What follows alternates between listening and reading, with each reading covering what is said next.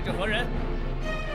咱家是后宫的郭总管，他们是后宫的卫队，你难道看不出来？请稍后，等待通报。岂有此理！咱家是奉圣旨而来，岂能在这里等什么通告？郭总管，久违了。展会。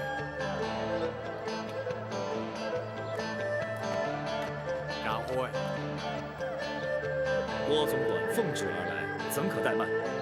是。郭公公，请。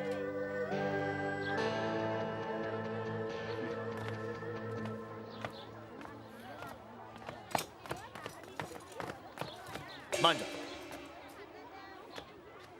你们是干什么的？他们是后宫的卫队。包大人可曾传讯他们？他们是咱家的随行卫队。詹某明白了，原来公公奉旨而来，乃是传宣皇上旨意的。不，咱家是奉旨前来包大人的公堂应讯。既是前来应讯，依府中规定，不得有闲杂人等随行，还请郭公公包涵。你们就在外面等候公公吧。展护卫，后宫有后宫的规矩，衙门也有衙门的规矩。若是郭总管无人随行就不入府，詹某也不敢强人所难。请回吧。咱家既然来了，岂有回宫之理？你们退下吧。是。郭总管，请。不敢。展会。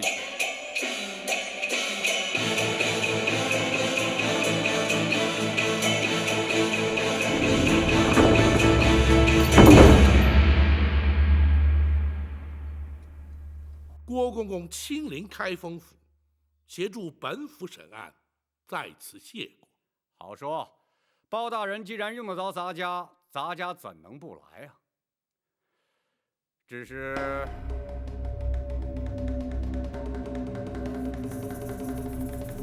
如何？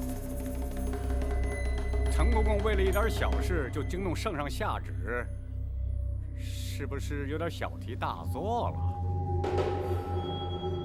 郭公公言重了，咱家只是向皇上请安了。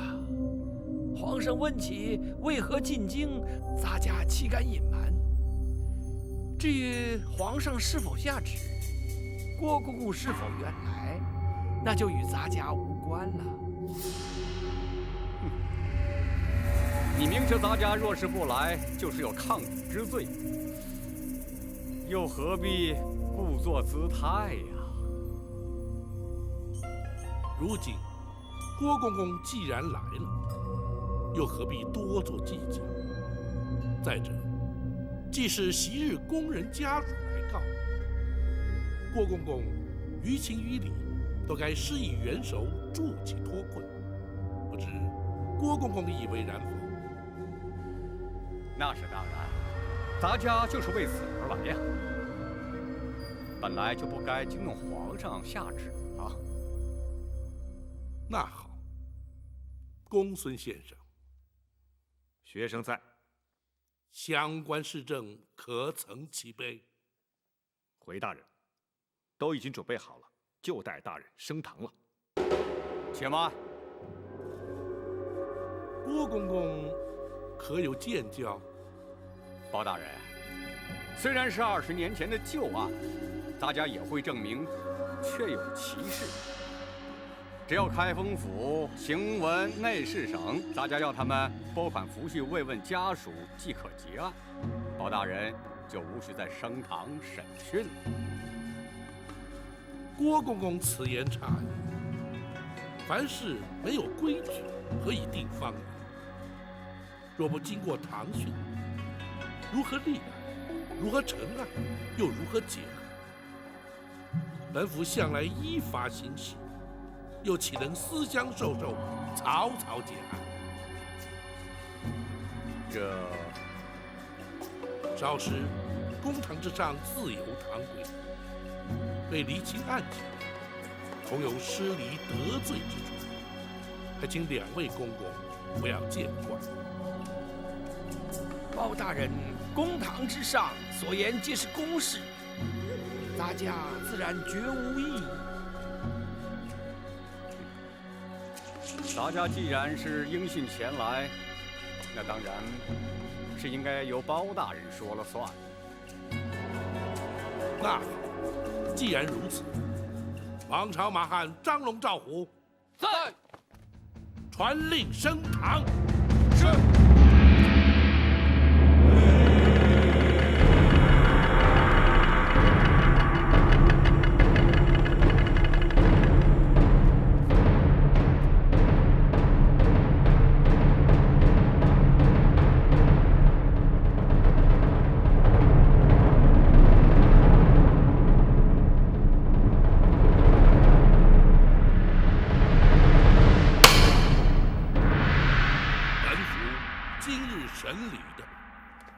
乃是20多年前宫中一桩旧案，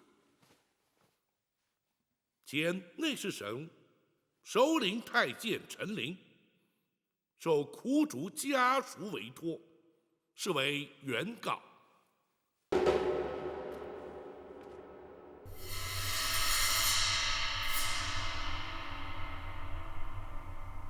后宫太监总管郭槐列为被告。包大人，咱家是前来应讯作证的，这如今却怎么成了被告？苦主寇珠当年身亡之时，任金华宫承御之职，当时你乃是金华宫总管，自当列为被告。包大人，原告未必有理，被告未必有罪，你又何必担心？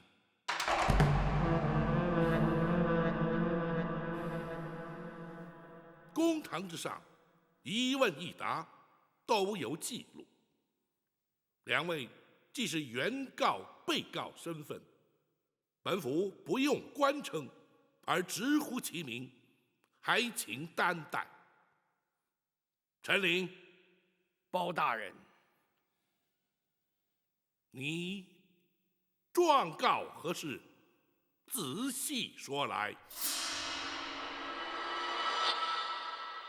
多年前，金华宫承御寇珠无端身亡，金华宫却未依公例慰问家属，发放恤金。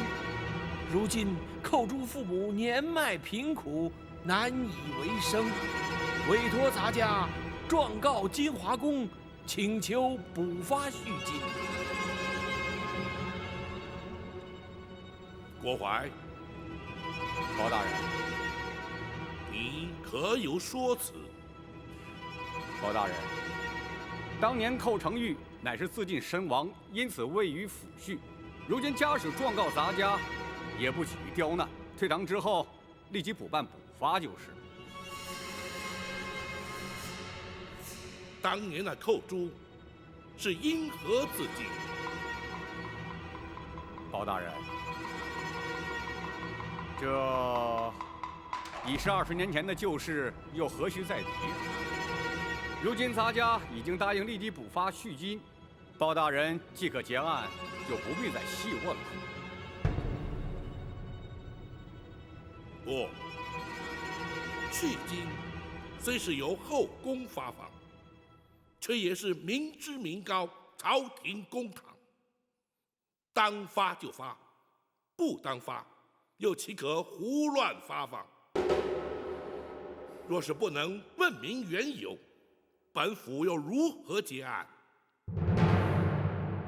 包大人啊，郭槐，那寇珠究竟是什么原因自尽身亡？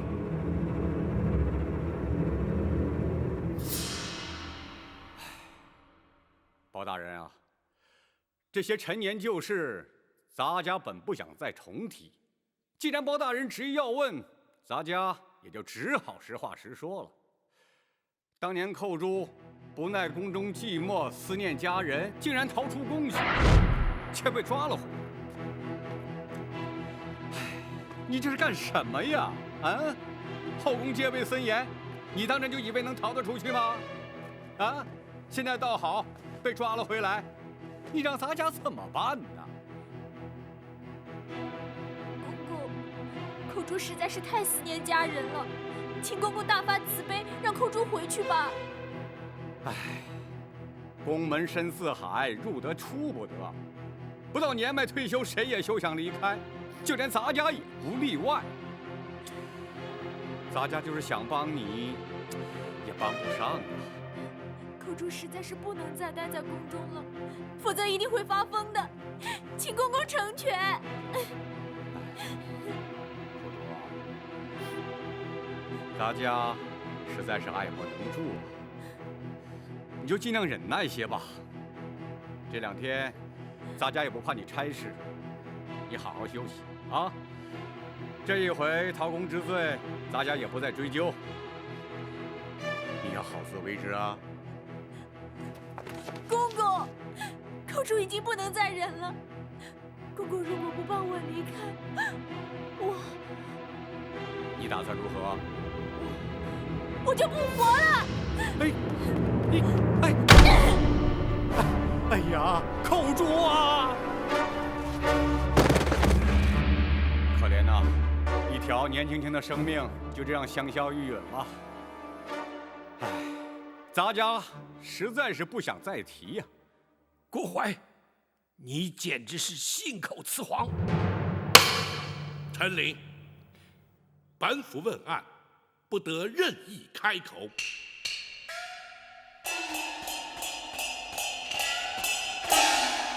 郭槐，倘若你所言属实，为何本府派人遍查当年进宫门卫日志，却并无寇珠潜逃出宫被捕纠办的记载？包大人查了门卫日志，本府审案之前当然要查。回本府问话。当时咱家唯恐坏了金华宫的声誉，刘妃娘娘，也就是当今太后，一向最重公誉，咱家是怕被责罚，所以要求门卫隐瞒不报。哦，是吗？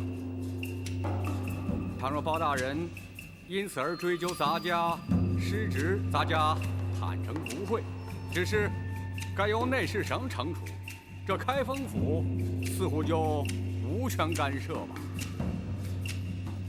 不错，本府的确无权干涉。然而，那寇珠身亡之后，遗骸却必须送出宫去，交开封府验尸定验。本府直司开封府府尹，恰恰有权干涉。公孙先生。是。历年来，开封府文书案卷均有归档移交。经查，金华宫程玉寇珠，乃是因为头骨遭撞击破裂，流血致死。那的确是他自己撞的。郭槐，目前并无人认为寇珠是他杀，你又何必急于解释？是咱家多言了，包大人勿怪。公孙先生说下去。是。验尸单上明白记载，尸身上有多处外伤，疑似遭皮鞭抽击所致。显见，死者在生前曾遭人施以鞭刑。哦，包大人，这寇珠身上为何出现鞭痕，咱家实在不知啊。或许是旧伤痕招仵作误判所致啊。就你适才所述，当年你非但未曾责罚寇珠，甚至对他安慰有加，更遑论对他用刑了。的确如此，包大人明鉴。启禀大人，诗单上还另有记载。说，是。从血渍的情形以及伤口来研判，仵作断定，鞭伤与头骨破裂致死，乃是同一时间造成。不可能！郭槐，本府倒要听听你作何解释。包大人，咱家的确没有对他用刑，或许是仵作验错了。你或许不知官府中的规矩，本府不妨告知于你：仵作验尸程序周密，除仵作本人，还需有相关衙差从旁见证，签押为凭。入殓之前，更有他人复验，一切无误之后，方可结案。其所以如此繁复，原因无他，只因人命关天。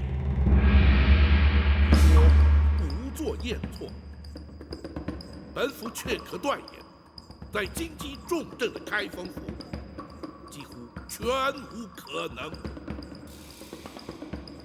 包大人，适才，你为何要言谎？你为何要对寇珠施以酷刑？他可是受刑不过，宁可求死。你又为何要以酷刑将他逼死？凡此种种，原因究竟何在？你若不将当年情形照实说来，休怪本府不讲情面，依法论罪。包大人啊，这事隔20多年，咱家实在是记不清了。可是咱家的确没有说谎啊！当年寇珠是因思念家人，潜逃出宫，咱家何必对他用刑，更何必逼他自尽呢？哼！那寇珠究竟是自尽，亦或是遭人杀害，尚未可知。你如何证明寇珠是思念家人而宁可自尽？包大人若是如此说，那么咱家也想反问包大人，如何证明寇珠他不是思念家人呢？很简单，当年那寇珠入宫之前，根本是个孤儿，何来家人思念？哼！诈称寇珠家属为抚恤赔偿上告而将你迎来。本府真正要审要查的是，你为何要对他严刑逼供，置他于死？你竟然设计咱家！咱家立即回宫，请太后娘娘做主。站住！今日你来得之去不得。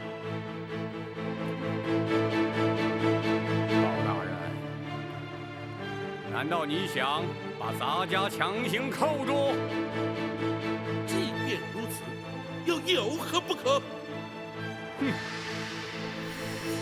包大人，你可别忘，咱家可是后宫的总管，要动咱家，你得先问问太后娘娘。郭槐，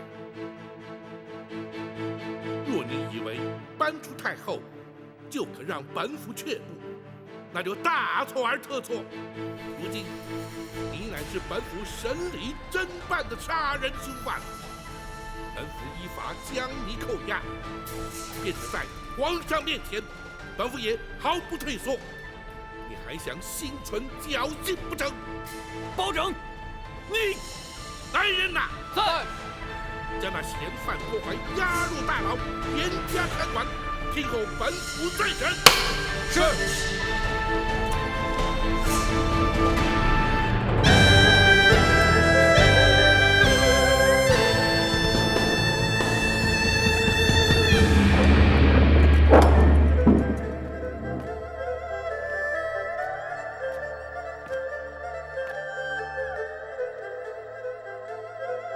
郭淮郭总管应包大人之邀，留在府衙继续聆讯。你们可以先回去了。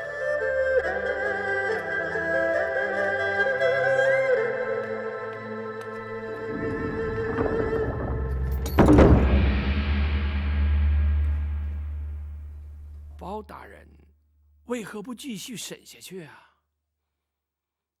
郭淮在应答之间，显然是有备而来。关于寇珠自尽身亡一事，更是早已设下说辞，可见此人刁钻沉稳，兼而有之。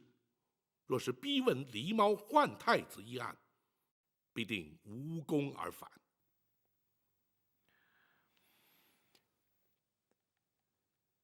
大人将他以杀人嫌犯关押在大牢之后，采用的乃是攻心之策。一旦他身陷困境，或有可能慌乱失措，从而突破其心防，促其认罪。哦，此举能有效吗？当然有，然而却要请陈公公辛苦一趟。包大人要咱家做什么？本府要请陈公公去大牢探监。公公请。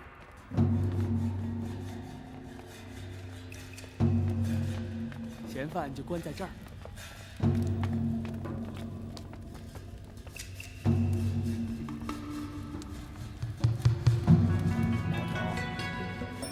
你们先出去，让咱家和他单独谈谈。是。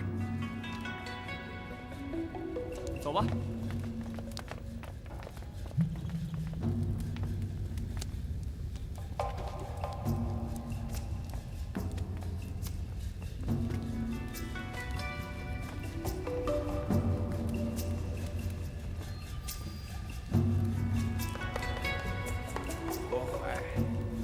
你没想到也会有今天吧？哼！你不要得意的太早，迟早保证他得放我出去。到时候你再看看，到那时是谁在得意？可惜你恐怕是出不去了。你凭什么说我出不去啊？凭你是害死寇珠的凶手。寇珠分明是撞柱自尽，谁能证明我是凶手啊？如果你不把他自尽的真正原因说出来，谁又会相信你？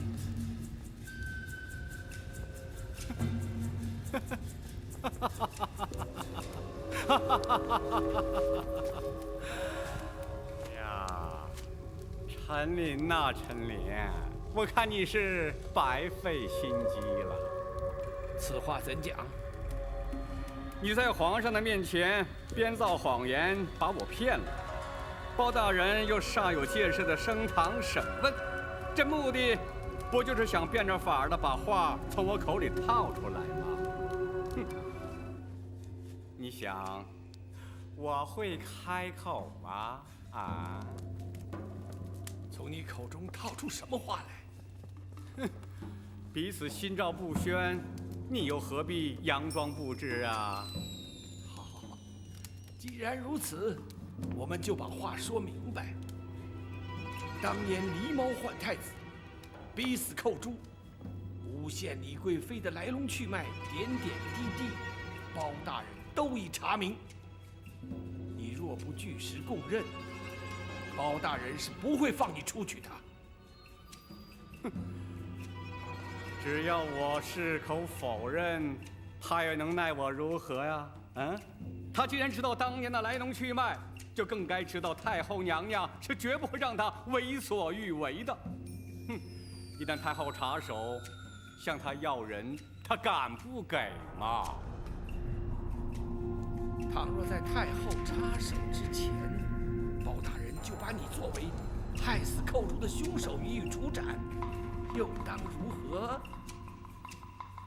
陈琳，看来你对包拯的了解还远不如我呀！啊？一个公正廉明的包青天包大人，他岂会在无凭无据的情形之下将我处决啊？你，这就叫做君子可以妻之有方啊！啊！不坏！举头三尺有神明，天理昭彰，报应不爽。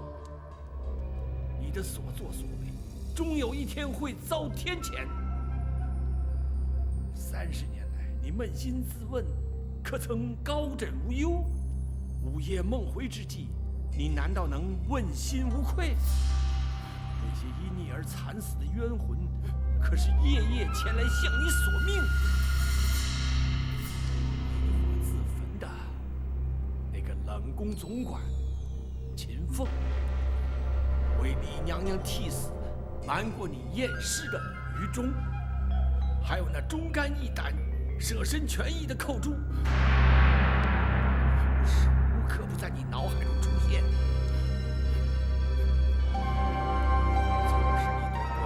的惩治，却难逃阴间的制裁。不会的，不会的！寇珠、秦凤，还有那个什么于忠，都不是我杀的，他们不会来找我索命的。可是他们都是因你而死。或许如你所说，包大人不会将你处死。但是却会将你关押在此，直到你认罪。或许在这暗无天日的牢房里，那些冤魂就会来找你索命。哼，保证他关不了多久。只要入夜之后我还没有回宫，太后娘娘就会降旨要人的。那就要看你的造化了。回来！回来！你给我回来！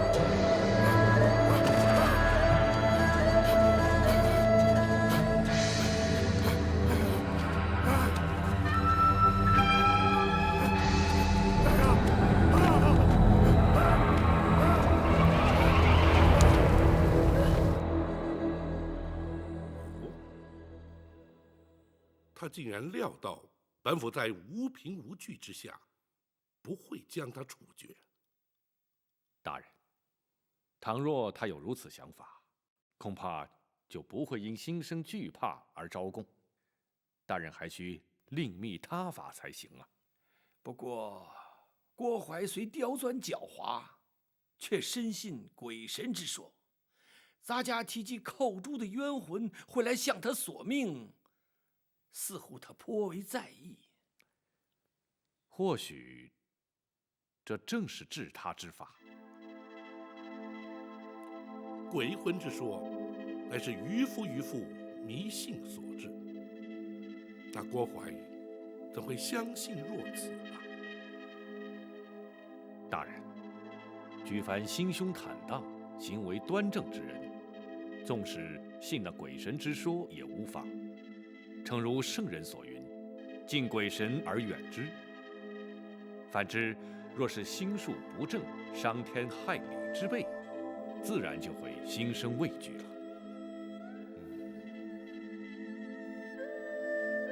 包大人，郭淮所言，他入夜未返，刘太后便会降旨要人，这不得不防啊。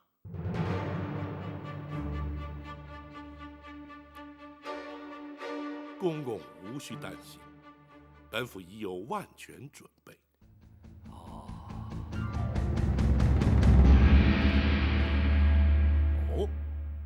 包大人已经将郭淮关押在开封府大牢了。正是。好，以包大人断案之能，那郭淮，不招也难。回王爷，大人却担心不能顺利审讯。这却为何？入夜之后，郭淮若未回宫，太后将会降旨进府，要求放人。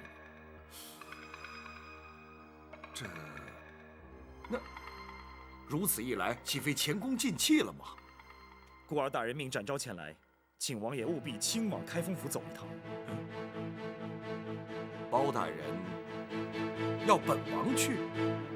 大人说，若要对抗太后遗旨，非八王爷亲临不可。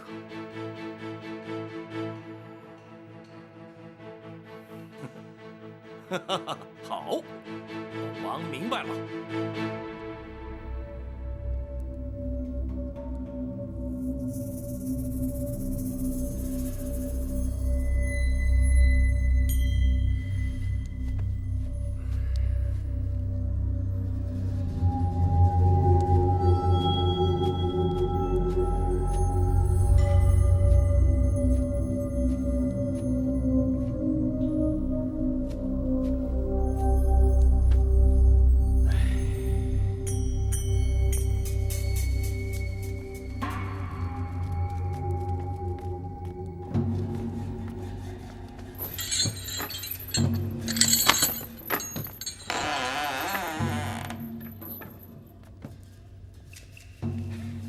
顾公公，请用点酒菜。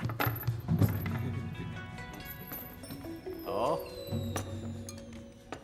你们开封府大牢竟然会准备这么丰富的酒菜给犯人？不，这是小的特意准备孝敬公公您的。你为什么这么做呀？小的在这儿任职多年，一直没有机会升迁。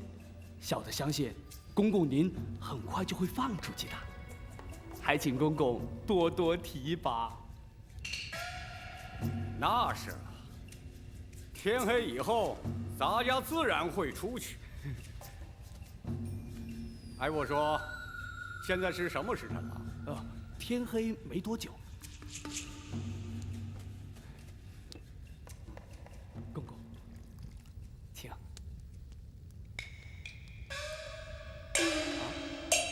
哎呀，公公，这回可以放心喝了吧？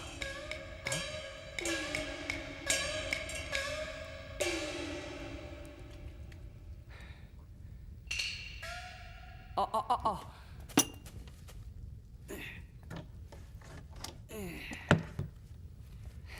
公公，好，咱家记得你了。等咱家出去之后，定会少不了你的好处。谢谢公公，谢谢公公，请。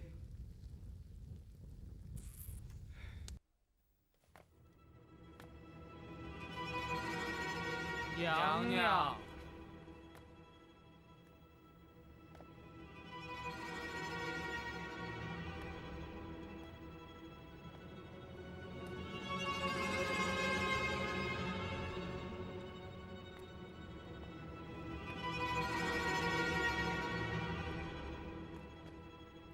来人呐！娘娘，起来吧。是。郭总管回宫了吗？回娘娘，还没有。随行的卫士可有人回来？都回来了，说是包大人还要留着郭总管在那儿继续审讯。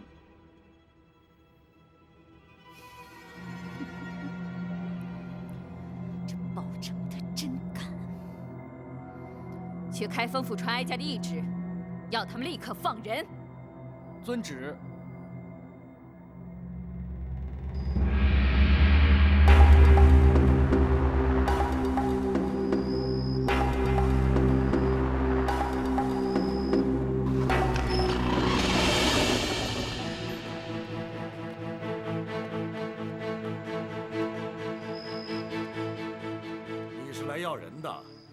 奴婢啊，是奉太后懿旨来接郭总管回宫的。本王在此做主，将郭淮留下，一切回宫去吧。奴婢可是奉了太后的懿旨啊！大胆！奴才竟然顶撞本王！奴婢不敢，只是回去接不回郭总管，无法向太后交旨啊。好。本王就让你回去有个交代。展护卫，先皇御赐金简在此，所到之处，犹如先皇亲临。万岁万岁万万岁！本王在此，待先皇降诏。郭淮留在开封府听审，不得阻挠。奴婢遵旨。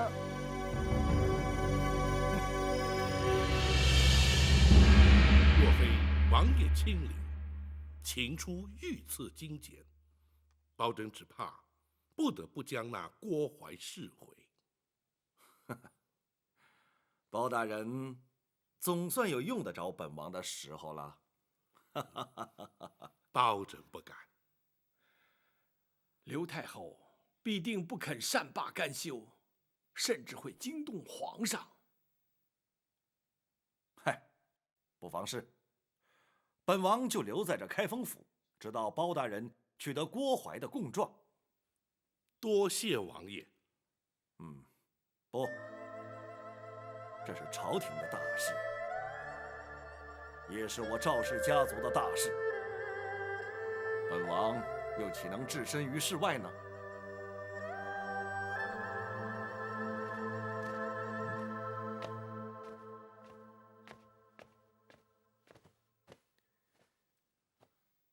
启禀大人，学生已经全部安排妥当了。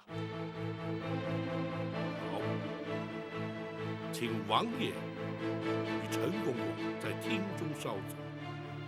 包拯这便就取那郭淮的供状。包大人打算？王爷，包大人打算夜审郭淮。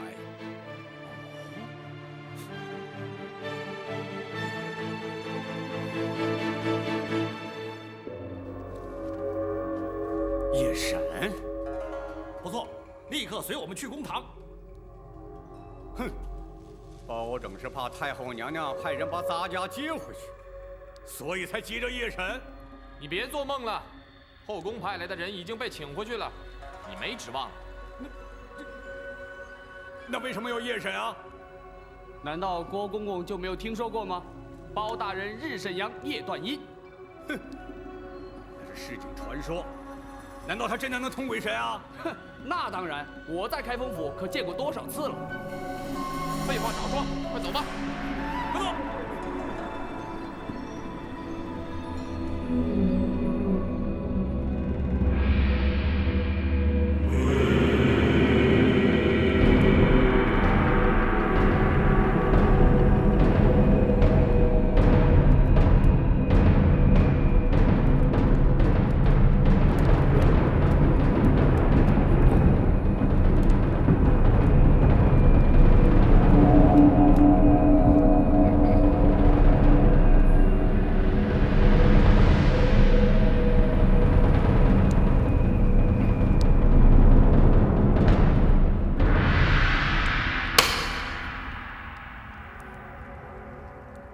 郭淮，20年前，你任金华宫总管之职，埋通产婆尤氏，以狸猫换取太子，大称玉成宫李贵妃产下妖孽，指使程昱寇诛，掐死太子，埋藏金水桥下，意图使刘贵妃之子入主东宫。凡此种种，你可承认？包大人，咱家根本不知道你说的是什么，我凭什么承认呢？住口！那寇诛良心未泯，不肯与你沆瀣一气，同流合污，暗中将太子送出宫去，你却对他施以酷刑，追问太子下落。寇诛凹刑不过，处处身亡，难道你也不知情？哼，包大人啊，所谓人死无凭证，就算你包大人指证的都属实，但是你可有人证啊？哼，本府如今夜审于你，便是让你无法交代。本府虽无人证，却有鬼证。寇珠何在？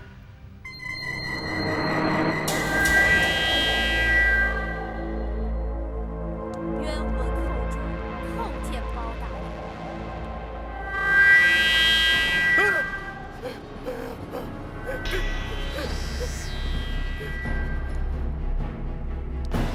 郭淮，你可认得他？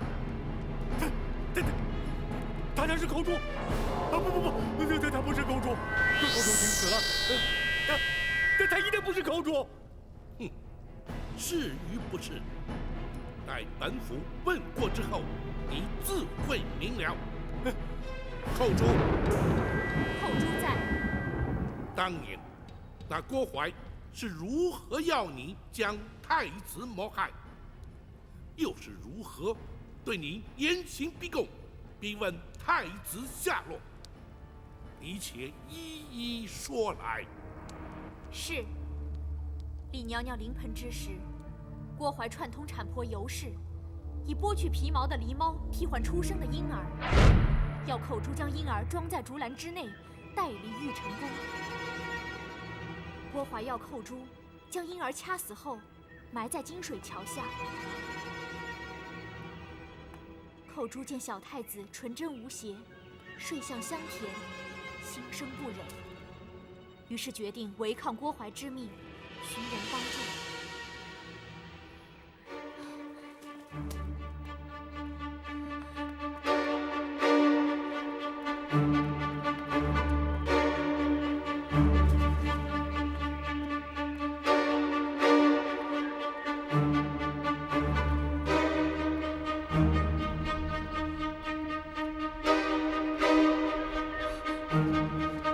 陈公公，公公救命！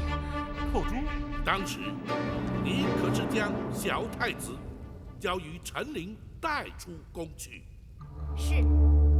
寇珠向郭淮谎称已听命将婴儿埋葬，郭淮没有怀疑，并未追究。郭淮，你可有话说？是，他一定是听陈琳说的，他真的不是寇珠啊！陈琳是让他来作为证的呀！你且继续听下去。寇珠，既然那郭淮并未追究，却又为何在对你施以酷刑，追问小婴儿的下落？回包大人，李娘娘被打入冷宫之后，寇珠明知她是遭郭淮陷害，却不敢明说，更不敢透露小太子的情形。你为何不说？寇珠唯恐说出实情，小太子假死，会被郭淮发现。你说下去。寇珠只能偷入冷宫，对李娘娘言语安慰，谁知竟被郭淮得知。寇珠虽搪塞其词，郭淮却对小太子之事起了疑心。然后呢？郭淮逼问尸骸埋藏之处，寇珠只得胡乱指点。郭淮竟派人将金水桥下遍地挖掘，遍寻不着之后，便对寇珠严刑逼问。寇珠谎称慌乱之中记忆不清，郭淮不予置信，继续用刑。寇珠唯恐受刑不过，说出太子下落，只得撞柱身亡，以死明志，让他们误认寇珠所言是实。这件事情，你怎么会知道啊？你抽在我身上的鞭痕犹在，我撞柱身亡的血迹未干。你虽然派人刷洗金华宫的殿柱，却洗不尽你心中的梦魇。如今，寇珠要借包大人夜审阴司之便，向你索命。已经有20多年的心头之恨，郭淮，还我命来！还我命来！郭淮，包大人啊！寇珠，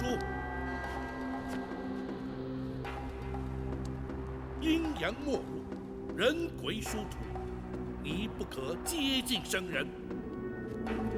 包大人，寇珠要将郭淮带到阴间，交由阎王处置。不，那郭淮既在人世，就该由阳间的律法制裁。郭淮，包大人，你可别让他过来呀！啊！适才寇珠所言，你可认罪？认，我承认啊！可那些事情都是刘娘娘的主意啊！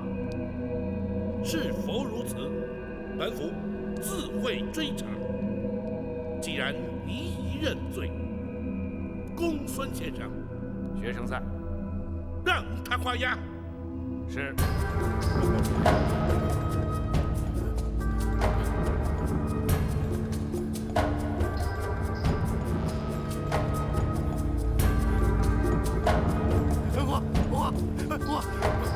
我画呀！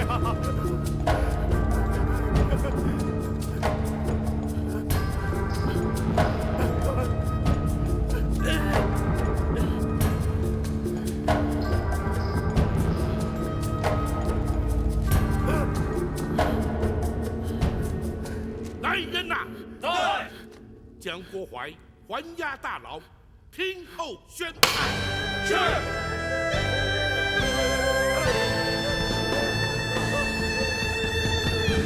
包大人果然高明，郭淮如此狡诈，还是难逃法网，签下了供状。惭愧，包拯向来不信鬼神之说，如今却要假借鬼神之名，让那郭淮认罪伏法。那是郭淮咎由自取，若不是他多行不义，又怎么会疑心生暗鬼呢？陈公公所言极是，倘若他光明磊落，毫不心虚，便是扣诸鬼魂，当真出现，也全然无惧，又岂在乎装神弄鬼呀？那名假扮寇珠的女子，她来自何处？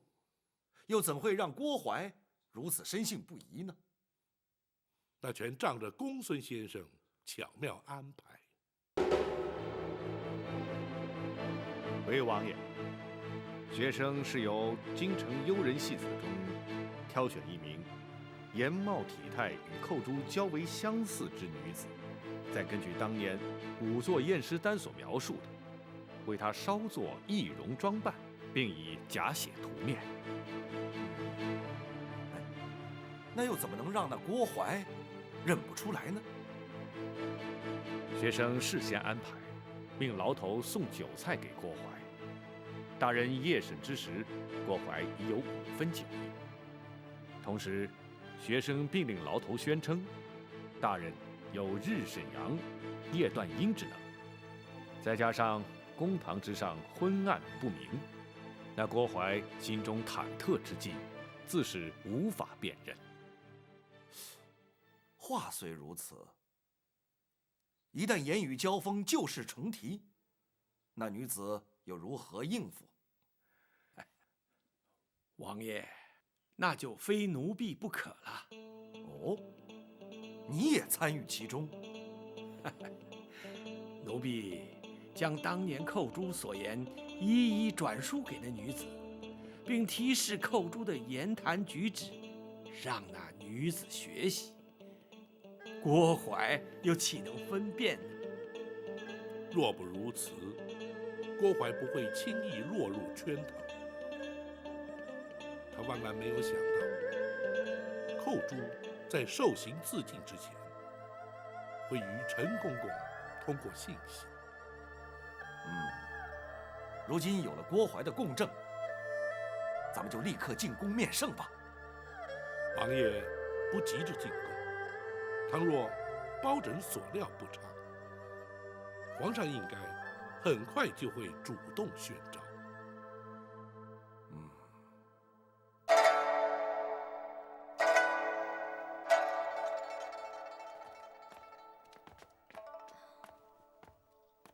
母后，皇上来了。母后夜半不眠，命人招儿臣来，是为了……其实也没什么。哀家睡不着，想看看你。那安神露不是可以助眠吗？母后何不服用？八王爷不是说喝多了对身体不好吗？母后，您可是心中有事啊？哀家只是在回想这一生的点点滴滴。来，你坐下来说。是。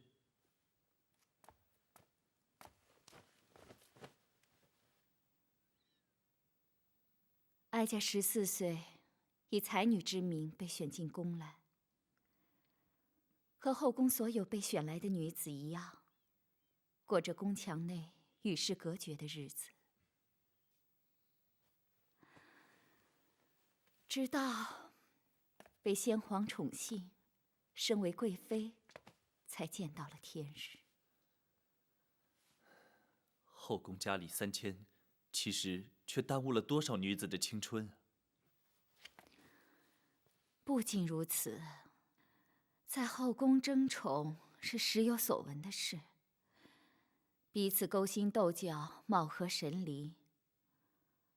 只有一个人和哀家情同姐妹，相互扶持，可是他却被打入了冷宫。母后说的，可是那位葬身火窟的李贵妃？你知道她？她就是幼年时儿臣误闯冷宫遇见的那位。母后还记得她给儿臣的玉佩吗？记得。母后，她究竟是为什么被先皇打入冷宫的呢？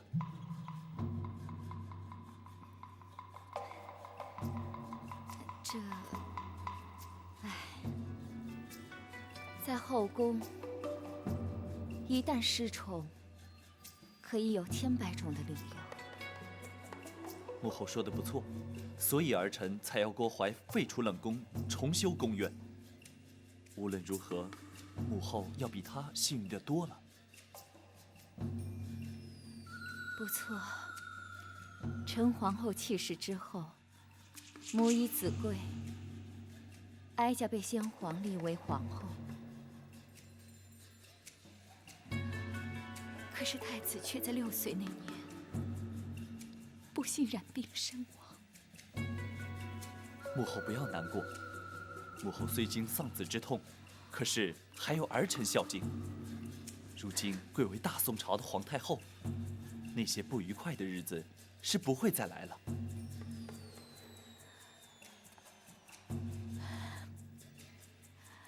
可是哀家毕竟不是皇上的生身之母，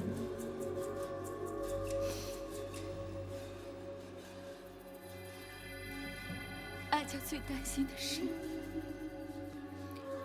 倘若有一天，哀家与嫡娘娘之间有了无法化解的冲突，皇上会如何？母后，那是不可能的。哀家只是打个比方。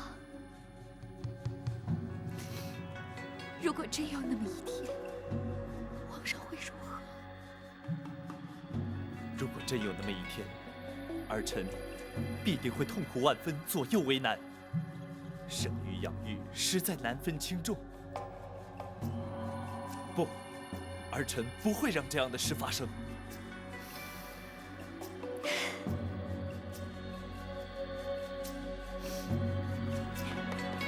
有皇上这句话，哀家心里也就舒坦多了，至少不会一个人在这儿胡思乱想。郭槐为什么不在宫中伺候母后？不提也罢。怎么？他还在开封府接受包大人的审讯呢。包拯怎么会留他到半夜？可曾派人去询问？没有用的，连哀家下旨要开封府放人，都被打了回来。什么？包拯竟敢抗旨？倒不是包大人抗旨，而是八王爷。父王？父王去开封府干嘛？八王爷不但在开封府，而且以先皇御赐金简挡回了哀家的旨意。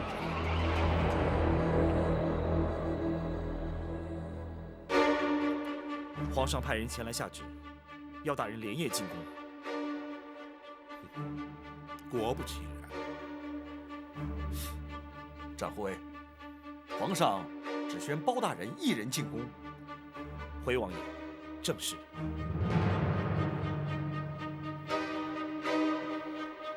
当回太后懿旨，留下郭槐的是本王。皇上为何不宣本王和包大人一同进宫呢？想必是皇上不便与王爷父子相争，召包拯进宫，皇上才好问明实情。王爷，包拯此去，会将此案实情禀奏皇上，不知王爷是否同意？也罢，是该到了让他明白真相的时候了。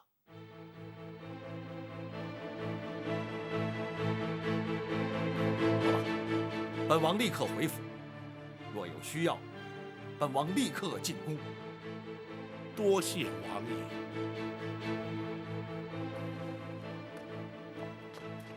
什么？郭槐招供了？是。包拯已将他关押大牢，娘娘的冤屈已经可以确定获得平反。好，好，这一天终于来了。宝卿，臣在。哀家什么时候能够见到皇上？臣奉旨连夜进宫，会将全案实情向皇上禀明。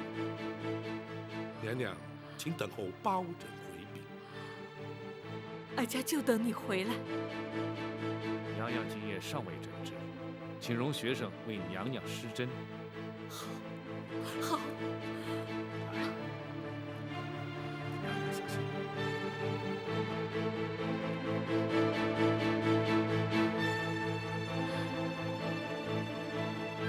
哀家真希望眼睛能够立刻复明，亲眼看见皇上。